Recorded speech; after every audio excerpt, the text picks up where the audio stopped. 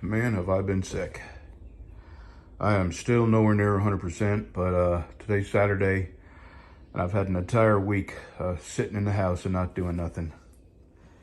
And, geez, I tell you what, I've just had it with being sick. I've had it with hurting, and it looks like this is just going to be what my life is like. And I'm going to live as much as I can. That's all there is to it. So I'm starting three knives actually. I got these two dinner skinners started. Oh, and I sold that last sharp finger, by the way. And I'm gonna go ahead and start a couple of BC specials. I don't have any knife orders, but I gotta do something. So I'm just gonna go on with life like and pretend I feel good. All right, let's get to work.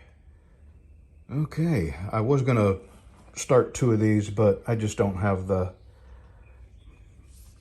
hands for two right now. My next step is to grind the bevels on all three of these. And today is Saturday, and you know, I usually get up in the morning and watch the news, and all the channels, including, to my surprise, Newsmax, was about or watching the coronation of King Charles. And it just blows my mind that America would care so much about the coronation of a king. I know this is old news, but have people forgotten history that this is the monarchy, you know, same basic lineage, because they don't marry outside their family trees. I'm kidding. But I forget the exact amount. I think it's 70,000 Americans died fighting to rid themselves of British rule. Maybe my figures may be off, but I think 80,000 people fought. Yeah, 17,000 people died. And I believe the number is 7,000 of those died on British prison ships in New York Harbor. I'm not a history buff, but I remember a few things like the Boston Tea Party, no taxation without representation. I remember Americans being forced to house British soldiers. And, you know, a lot of American lives were lost trying to rid ourselves of British rule, essentially being British slaves. And it just surprises me that there's so many people in this country that care one iota about the coronation of King Charles. I certainly don't. And, you know, you've heard of Mark Dice. This is how either people aren't being taught their history, or people forget their history, or people are just plain stupid. Mark Dice, you know, he does these on the boardwalk things, and he interviews people and asks them very simple questions about American history. One time he asked people if they would rather have, and he had one in each hand, if they would rather have a candy bar or a 10-ounce bar of silver. And this was back when silver was about 20 bucks an ounce. And everybody chose the candy bar. Well, not long after that, he asked people what July 4th was about. And some people knew it was called Independence Day. And no one knew what country we fought for our independence from. As a matter of fact, there were a few people that said Canada. And I'm thinking, yeah, you remember the Great Lakes War where we forced the Canadians back across the Great Lakes? You know, of course that never happened. But it just blows my mind that people are this oblivious to our own history that they're willing to have all the news channels focused on the coronation of king in a country that once subjected our country to some pretty horrible conditions and taxation and rules. And do you remember why America was started? It was started because of the religious persecution people experienced in England. You know, I'm half English and half Italian. So half of my lineage comes from that country. And anyway, I'm not going to go on, but I'm still shaking my head. You know, Newsmax, I went to Newsmax as a last resort. I wanted to watch my local news. And they were watching the coronation of King Charles and all the hours-long pomp and ceremony before and after, and all the local channels. So I went to all of the main channels, and they were all doing it. And I said, well, Newsmax, surely Newsmax wouldn't. And sure enough, Newsmax was watching the coronation. And Joe Biden didn't show up, but sent Jill Biden. And I'm thinking, well, at least he gets it. But I'm thinking he probably didn't go because they didn't want him to trip upstairs or, you know, kiss anybody's kid, smell their hair. All right, I'm going to stop a minute, and then I'm going to start grinding bevels. See you in a bit. Well, as usual, I bit off more than I could chew. I got the bevels ground on this, and I've got a good start on sanding it. Here, let me shut this off.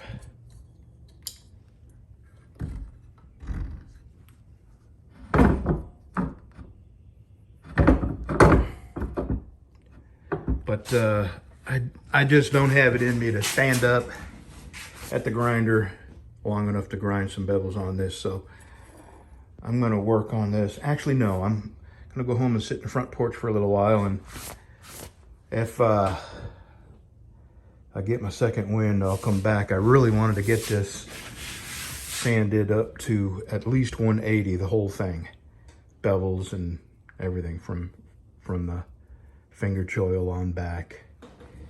And I think I can, but I also have ordered oil filter and air filter and new plugs and new fuel filter for Bev's mower, and that came in. I ordered it for mine, and that hadn't come in yet. I ordered a carb for another friend's weed eater and some fuel lines. So I got 3 projects that I could do that don't involve knife making, and I may get to the oil changing on Bev's mower today. Plus I'll look at her blades and see what they look like, if they need to be sharpened or replaced. So I may be back, or I may be, the next video, the clip might be me just changing oil, and maybe over here sharpening blades on my belt grinder. Let's go ahead and have something to drink. Oh golly, okay, so I'm back to sanding. I think I'm gonna postpone the oil change. I have another oil filter and air filter coming for my other lawnmower, and I think I'm just gonna take a day and work on lawnmowers and weed eater. So I am determined to get this sanded up to 180 today. And this side is probably 20 minutes from being there. And then I have the other side. I don't know how well that turned the phone upside down. I can't see the screen, so I don't know if I actually showed you or not. Anyway, let me keep saying, oh yeah, I had to kill a water mox, not a water mox, I got copperhead. My wife is down the hill, down here, weed eating, and she called me on the phone and said, bring me a shovel. It was a small copperhead, but probably not quite 2 foot long, 18, 20 inches long. And I killed it, and I couldn't find the head, but she dug in the hill and she found the head and threw it over the fence out in the woods, so all good. Yeah, we don't want copperheads around here. We got too many inquisitive dogs, and if you step on one, it pisses them off. Okay, I'm gonna get back to sanding. Oh, I just watched a video. Have y'all seen the video? This girl was drunk and ran over and killed 2 people.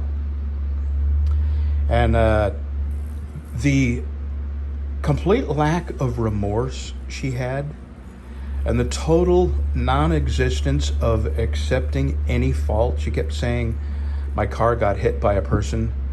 My car got hit by a person. And the cop said, well, you hit two people and they're both dead. And she said, no, I didn't. I only hit one person. And later on, there's more of it. The body camera footage was released. And she's asking the cop in the hospital, because now he's bringing her to the hospital to make sure she has no injuries, and then of course on to jail because she tested 2.6 or 0.26, or at least triple the blood alcohol level that is legal, I guess. So they're in the hospital, and she's saying, so when will I get my car back? And the cop says, you killed two people. She goes, I know, you told me that. And I have to go to school tomorrow, so when am I going to get my car back?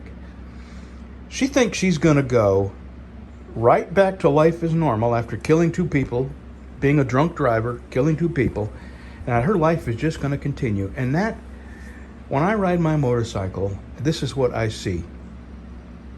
People who couldn't give a rat's ass about your life if they killed you.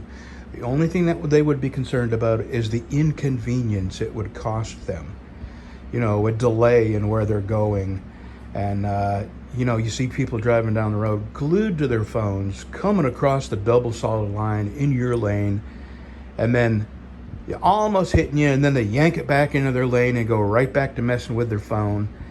This is the world we live in now.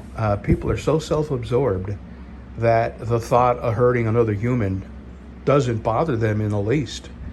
Hurting or killing, it doesn't bother them in the least, and the worst you could be to them if they hurt you or killed you is an inconvenience. And that's what this girl made it very obvious. She wasn't the least bit concerned, wasn't accepting the responsibility for taking two lives. All she was concerned about was getting her life back to normal. The cop says, well, your car is totaled. She goes, okay, I have to go to school. So how am I going to go to school without my car? He says, do you realize that you have killed two people driving drunk? Yes, you told me that. No remorse, nothing. Anyway, the girl ended up getting 14 years, which is not much for killing two people.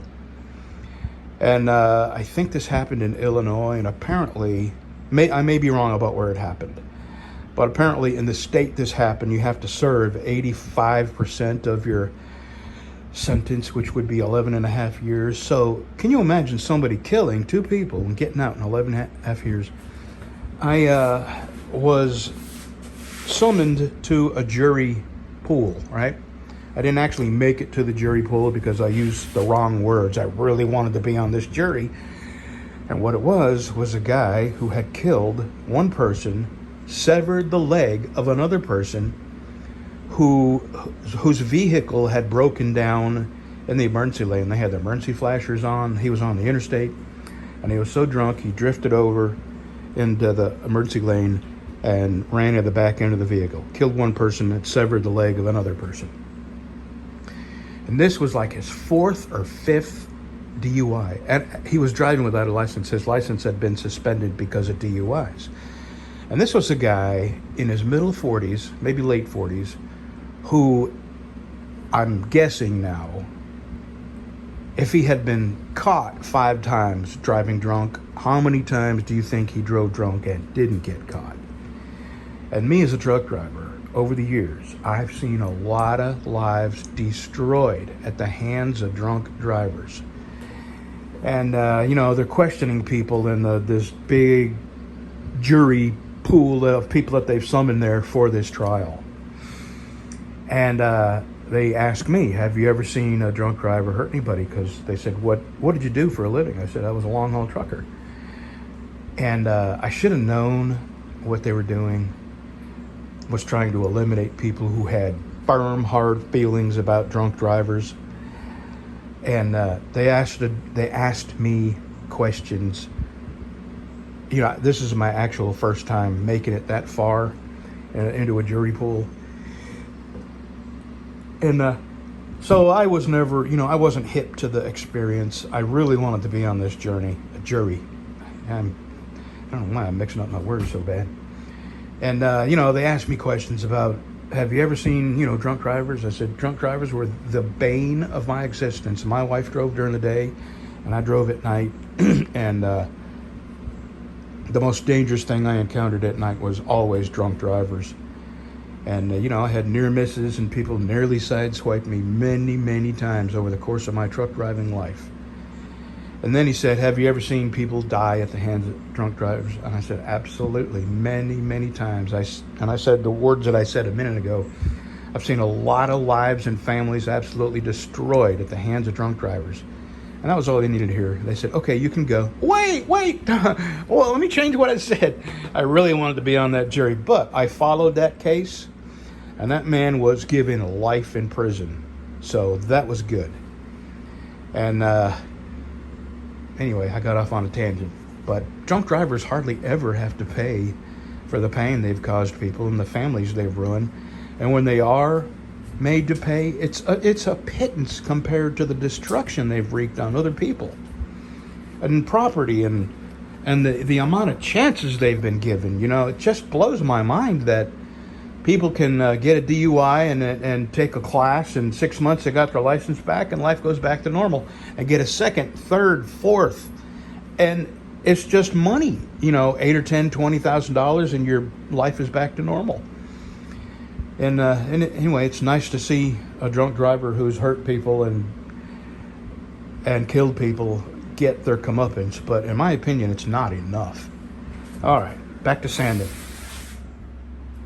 All right, I am sanded up to 180.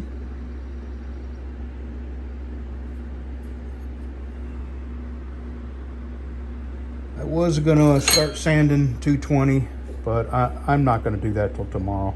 Oh, I may sit here a little bit and see what my hands feel like. And sorry. I'm gonna use some stabilized wood. And what would you like to see on that knife? Now keep in mind, when these buff up, they always buff up a little bit darker. So I'm gonna use stainless pins because they shine up like chrome. What would you like to see me use? The orange or the yellow? Oh, I'm gonna go check on my wife. She's out there still weed eating.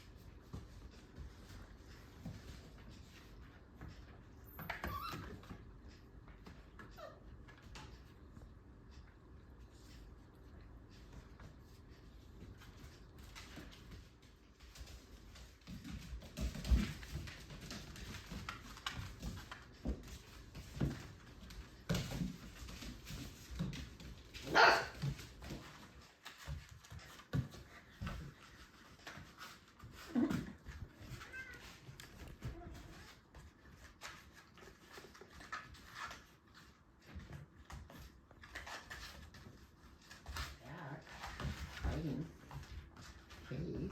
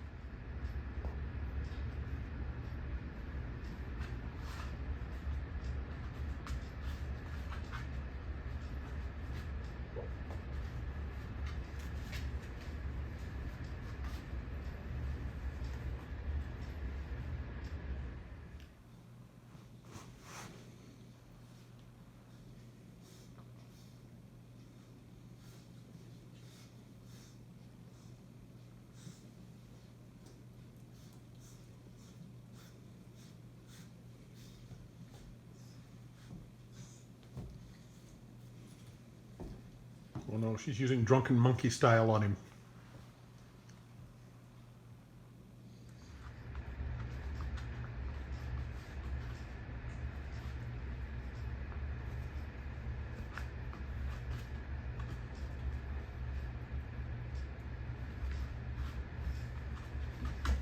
Her whiskers.